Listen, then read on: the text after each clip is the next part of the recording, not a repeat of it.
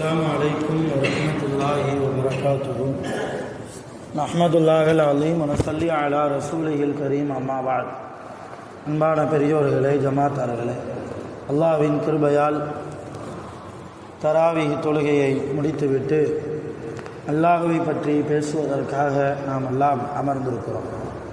ரப்புல் ஆலமீன் நம்முடைய எல்லா இபாதத்துகளையும் முழுமையாக கபூல் செய்வானாக. ஆமீன்.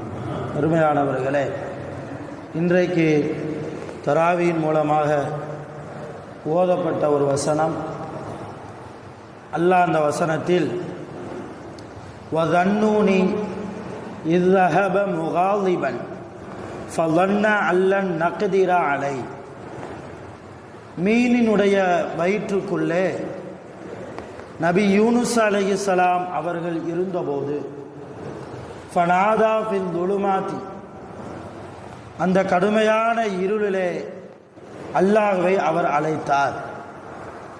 அல்லாஹ் அன்த சுபஹான், அல்லாஹ் இலாஹ இல்லா அன்த சுபஹானக, யா அல்லாஹ், உன்னை தவிர வேறு கடவுள் இல்லை, நீ பரிசுத்தமானவனாக இருக்கிறாய்.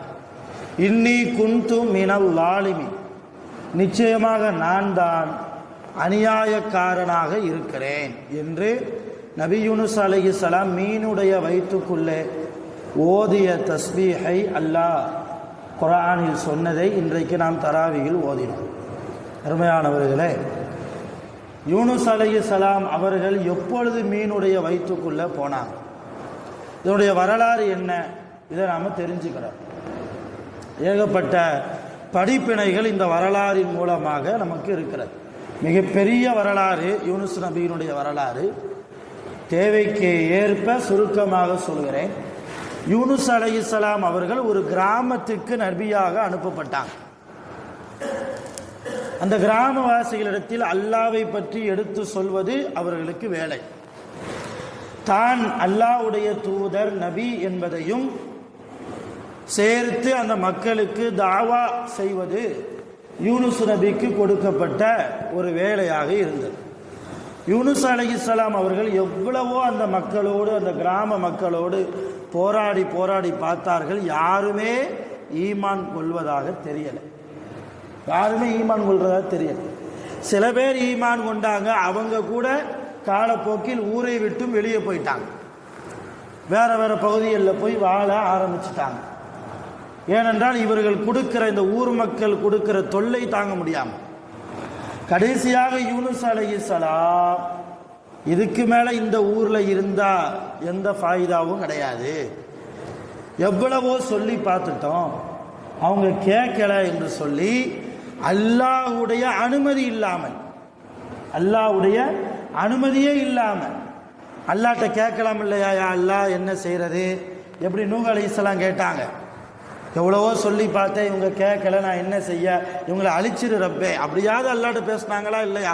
அதுக்கு பிறகுதான் அல்லாஹ் கப்பல் கட்ட சொன்னான், கப்பலை தயார் செய்ய சொன்னான். அந்த அல்லாஹ்வுடைய அழைப்பை கூட யூனுஸ் நபி செய்யாம தன்னாலேயே ஒரு முடிவெடுத்தாங்க. என்ன எடுத்தாங்க? கடல் தாண்டி போயிடுவோம், கடல் தாண்டி போய் வேற ஏதாவது ஊரில் போய் அல்லாஹ்வை பற்றி சொல்லுவோம். இந்த ஊர் மட்டும்தான் அல்லாஹ்வுடைய படைப்புகள் வாழ்கிற ஊரா? உலகம் ரொம்ப பெருசு, எங்கனாலும் போகலாம், எல்லா இடத்துலையும் அல்லாஹ்வுடைய அடியார்கள் தான் இருக்கிறாங்க, எல்லாத்தையும் போய் சொல்லலாம் என்ற ஒரு எண்ணத்தில் அல்லாஹ்வுடைய அனுமதி இல்லாமல் எல்லா மக்களும் பயணம் செய்யக்கூடிய ஒரு கப்பலில் யூனுஸ் நபியும் போய் ஏறி உட்கார்ந்துட்டாங்க. கடல் தாண்டி போகிறது.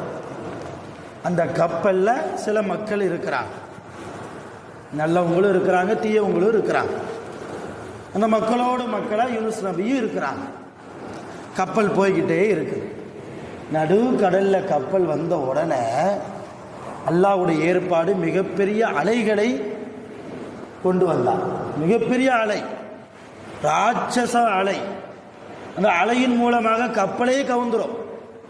அந்த அளவு கப்பலில் உள்ளவர்களுக்கெல்லாம் பயத்தை ஏற்படுத்துவதற்கு, கப்பல் கவுற மாதிரி போகுது, ஆனால் கவுறாமல் இருக்குது. தண்ணி உள்ள வருது, ஆனால் எந்த பாதிப்பும் இல்லை. ஒரு விதமான பீதியிலேயே கொஞ்ச நேரம் அந்த மக்கள் கப்பல்லையே இருக்கிறாங்க. இந்த நேரத்தில் தான் அந்த கப்பல் ஓட்டக்கூடிய மாலுமி எவ்வளவோ சமாளிச்சு பார்க்கிறார், அவரால் முடியலை.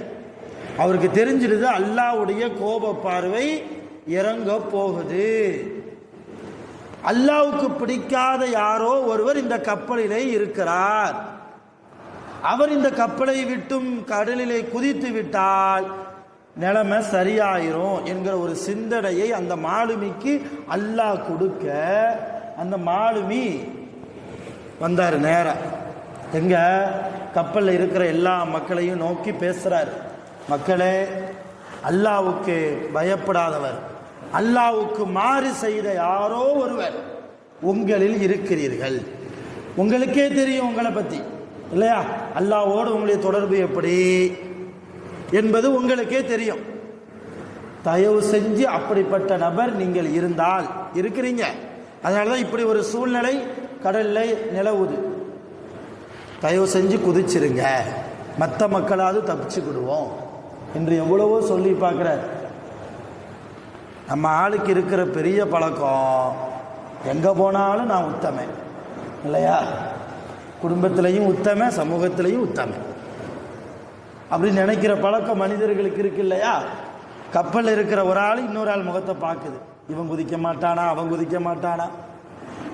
நம்ம இப்படி குதிக்கிறது, நான் என்ன தப்பு செஞ்சேன், நான் என்ன பாவம் செஞ்சேன், அல்லாஹ்வுக்கு மாறு நான் என்ன செஞ்சேன் என்றெல்லாம் நினைத்து ஒவ்வொருவரும். கடைசி அந்த மாலுமி எவ்வளவோ சொல்ல சொல்ல யாருமே குதிக்கிற மாதிரி தெரியல.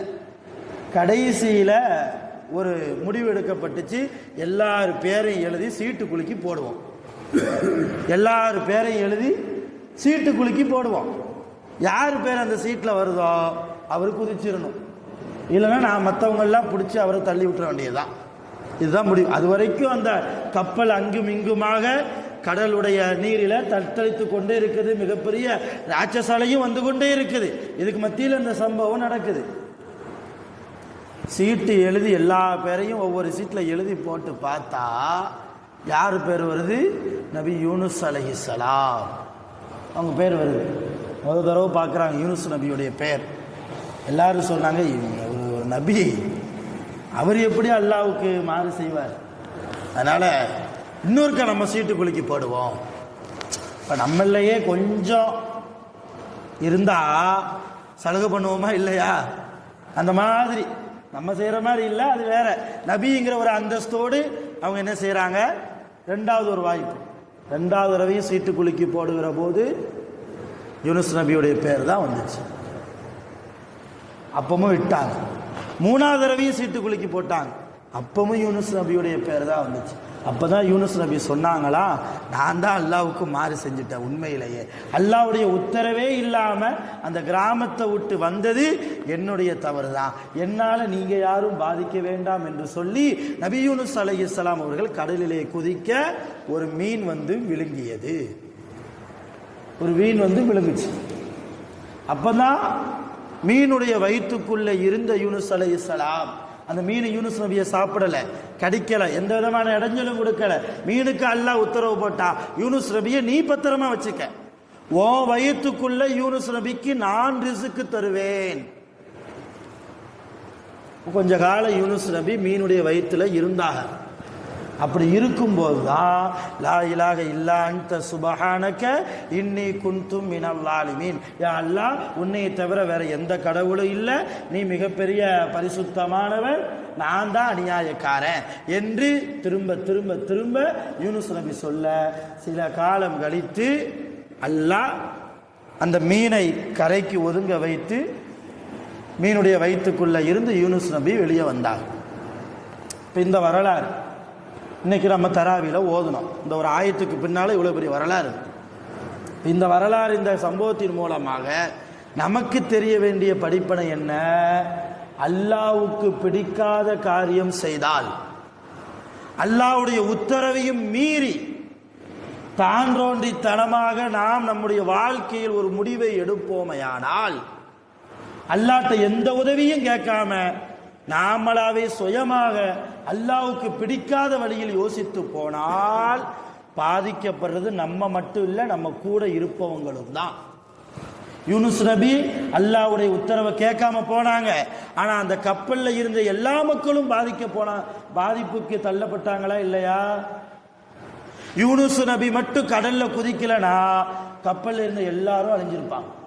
யூனுஸ் நபியோட சேர்த்து ஒரு நபிக்கு அல்லாஹ் பாடம் புகட்டுகிற போது எல்லா மக்களையும் வைத்து பாடம் புகட்டுகிறான். இப்போ ஒரு அல்லாஹ்வுக்கு பிடிக்காத காரியத்தை செய்ய போகிற போது நாம் செய்கிற தவறால் நம்முடைய மனைவி பாதிக்கப்படுவாள், நம்முடைய பிள்ளைகள் பாதிக்கப்படும், நம்முடைய பெற்றோர்கள் பாதிக்கப்படுவார்கள், நம்முடைய வம்சவழியும் ஃபுல்லா பாதிக்கப்படும்.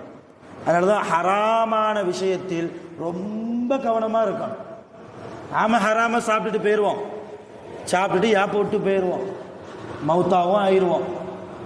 ஆனால் நாம் செய்த தவறு நம்முடைய வம்சாவளியை பாதிக்கும், நம்முடைய பிள்ளைகளை துரத்தும், நம்முடைய பேர பிள்ளைகளை துரத்தும், நம் மனைவி மக்களை துரத்தும்.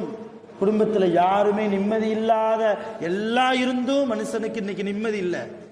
எல்லாம் இருக்குது, எல்லாம் பேங்க் பேலன்ஸ் நிறைய கொடுத்துருக்கான். ஆனால் ஆஜியார் தூங்க போகிறதுக்கு முன்னாடி ஒரு மாத்திரை போட்டால் தான் தூக்கம் வரும் இல்லையா? சில பேருக்கு அப்படி ஒரு வாழ்க்கையும் எல்லாம் கொடுத்து தானே இருக்கிறான். சோதனையாகவும் இருக்கலாம், முன்னோர்கள் செய்த தவறாகவும் இருக்கலாம், ஏன் நம்முடைய வாலிப பருவத்தில் நாம் செய்த தவறாக கூட இருக்கலாம். பின்னால முதிய பருவத்தில் அல்லாஹ் நமக்கு அந்த வேதனையையும் சோதனையின் மூலமாக சில படிப்பனைகளையும் அல்லாஹ் நமக்கு காட்டுகிறார். இப்போ முதல் படிப்பனை என்ன? நாம தப்பு செஞ்சா கூட இருக்கிறவங்க பாதிக்கப்படுவாங்க. ரெண்டாவது படிப்பனை யூனுஸ் நபி தான் தவறை எண்ணி உணர்ந்து குதிச்சாங்களா இல்லையா? அந்த மாதிரி நாம் அல்லாஹ்வுக்கு செய்கிற மாறுதல்களை எண்ணி அல்லாஹ்ட்ட ஒத்துக்கிடணும். யா அல்லாஹ், நான் பாவிதான், நான் உனக்கு மாறுதான் செய்து கொண்டிருக்கிறேன், என்னைய மன்னிச்சு. நான் செய்கிற பாவத்தை விட உன்னுடைய மன்னிப்பு விசாலமானது. என் தகுதிக்கு நான் பாவம் செய்கிறேன், உன் தகுதிக்கு நான் செய்கிற பாவத்தை நீ மன்னித்து விடு என்றெல்லாம் அல்லாஹ்விடத்தில் பேசி நாம் செய்த குற்றங்களை யூனுஸ் நபி எப்படி ஒத்துக்கிட்டாங்க? இன்னி குன்து மினல் லாலிமீன், நான் அநியாயக்காரன். நான் வெறுமனே நிச்சயம் நான் தான் அநியாயக்காரன். யூனுஸ் அப்படி என்ன பாவம் செஞ்சுட்டாங்க? ஒரு கொலையா பண்ணிட்டாங்க, அல்லது வட்டி வாங்கினாங்களா நம்மள மாதிரி, அல்லது வேற ஏதாவது மதுவுக்கு அடிமையாகி போனாங்களா, அல்லது மாதுக்கு விபச்சாரத்தில் போய் மாட்டினாங்களா? எந்த பாவம் செஞ்சாங்க யூனுஸ் நபி? அந்த மக்கள் ஈமான் கொள்ளலையே, வேற மக்கள்கிட்ட போய் சொல்லுவோமேன்ட்டு போனாங்க. ஆனால் அல்லாஹ்வுடைய உத்தரவு கேட்காம போயிட்டாங்க, அவ்வளவுதான். அதுக்கே யூனுஸ் நபி என்ன கேட்குறாங்க? நான் தான் அநியாயக்காரன். இப்போ நாம் எம்மாத்திரம்? இப்போ அல்லாஹ்ட்ட நாம் செய்கிற தவறை ஒத்துக்கிறோம். அப்படி ஒத்துக்கிட்டா மூணாவது படிப்பனை என்ன? நாம் எவ்வளவு பெரிய கஷ்டத்தில் இருந்தாலும் அல்லாஹ் நமக்கு உதவி செய்வார். யூனுஸ் நபி மீனுடைய வயிற்றுக்குள்ள இருந்தாங்க. கொஞ்சம் கற்பனை பண்ணி பாருங்க, கடலே ஆழம் இல்லையா? கடல் ஆழமானது, கடல்ல நடுவு பகுதி ரொம்ப ஆழம், அந்த ஆழத்தினுடைய அடிப்பகுதி ஏதாவது வெளிச்சம் தெரியுமா? எதுவுமே தெரியாது, அதுவே ரொம்ப ஆழம், ரொம்ப இருட்டு. அந்த ரொம்ப இருட்டான பகுதியில் ஒரு மீனுடைய வயிற்றுக்குள்ள எந்த வெளிச்சமுமே இல்லை. ஒரு மீனுடைய வயிற்றுக்குள்ள அது கோர பல்லு ஒன்று பட்டா போதும் இல்லையா? மீனுடைய பல்லுல ஏதாவது ஒன்று பட்டு கிழிச்சிச்சுன்னா பெரிய வேதனை தானே. எதுவுமே இல்லாமல் தவறை ஒத்துக்கொண்டதால் அல்லாஹ் அங்க வச்சு பாதுகாத்தான் யூனுஸ் நபியை, அங்க வச்சு ரிஸ்க் கொடுத்தான் யூனுஸ் நபிக்கு. அதே மாதிரி தான் நம்முடைய தவறுகளை எண்ணி அல்லாஹ்ட்ட துஆவுடைய தொடர்போடு நாம் இருக்கிற போது நம்முடைய வாழ்க்கையில் நாலா பக்கமும் எவ்வளவு சிக்கல் இருந்தாலும் நம்மை அல்லாஹ் பாதுகாப்பான், நமக்கு தேவையானதை அல்லாஹ் முழுமையாக தருவான் என்கிற நம்பிக்கை நமக்கு வேண்டும். அதுதான் இன்னைக்கு தராவின் மூலமாக நமக்கெல்லாம் படிப்பனையாக இருக்கிறது.